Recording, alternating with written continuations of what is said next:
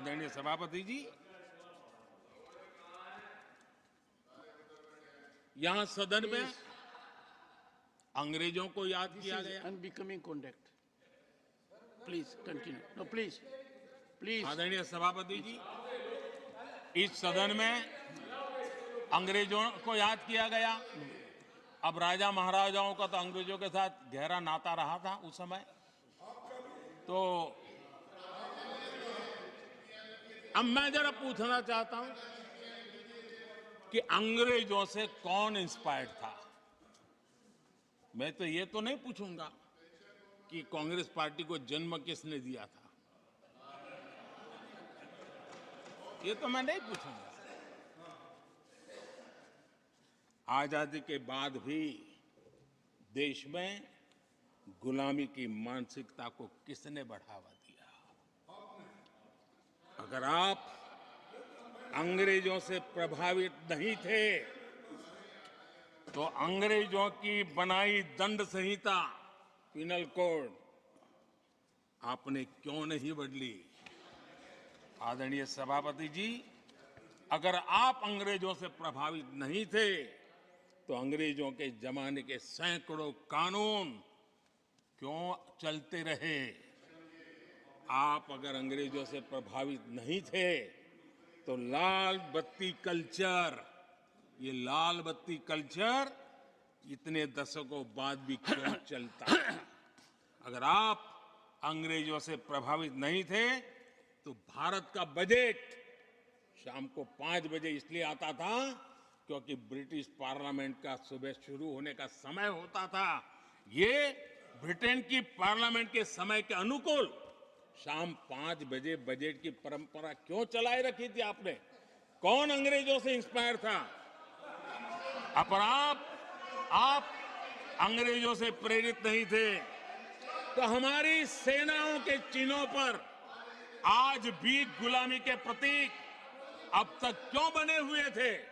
हम एक के बाद एक हटा रहे हैं। अगर आप अंग्रेजों से प्रेरित नहीं थे तो राजपथ को कर्तव्य पथ बनने के लिए मोदी का इंतजार क्यों करना पड़ा? आदरणीय सभापति जी, अगर आप अंग्रेजों से प्रभावित नहीं थे तो अंडमान और निकोबार, इन द्वीप समूहों पर आज भी अंग्रेजी सत्ता के निशान क्यों लटके पड़े थे?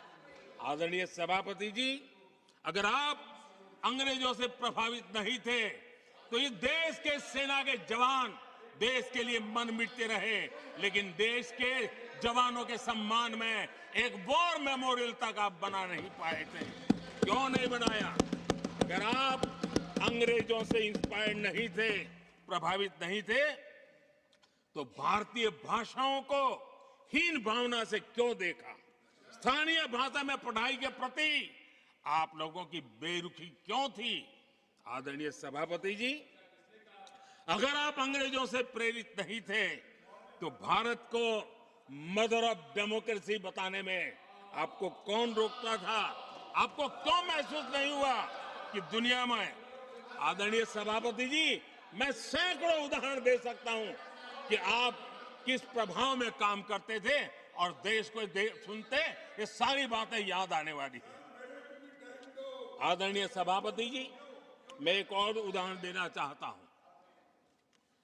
कांग्रेस ने नैरेटिव फैलाया और इस नैरेटिव का परिणाम क्या हुआ कि भारत की संस्कृति और संस्कारों मानने वाले लोगों को बड़े हीन भाव से देखा जाने लगा, ढकियानों से मानने लगा गया, और इस प्रकार से एक हमारे अतीत के प्रति अन्याय करने की नौबत आई।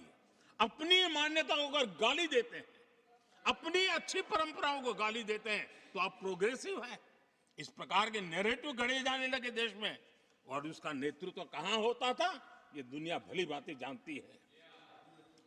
दूसरे देश से आयात करना उसको गर्व का, और भारत की कोई चीज है तो दूसरे दर्जे की है, ये स्टेटस बना दिया गया था। ये स्टेटस सिंबल बाहर से आया, मेड इन फॉरेन स्टेटस बना दिया था।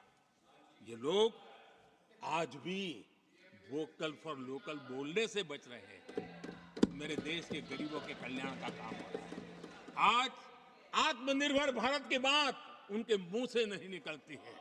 आज मेक इन इंडिया कोई बोलता है तो उनके पेट में चूहे दौड़ने लग जाते हैं। आदरणीय सभापति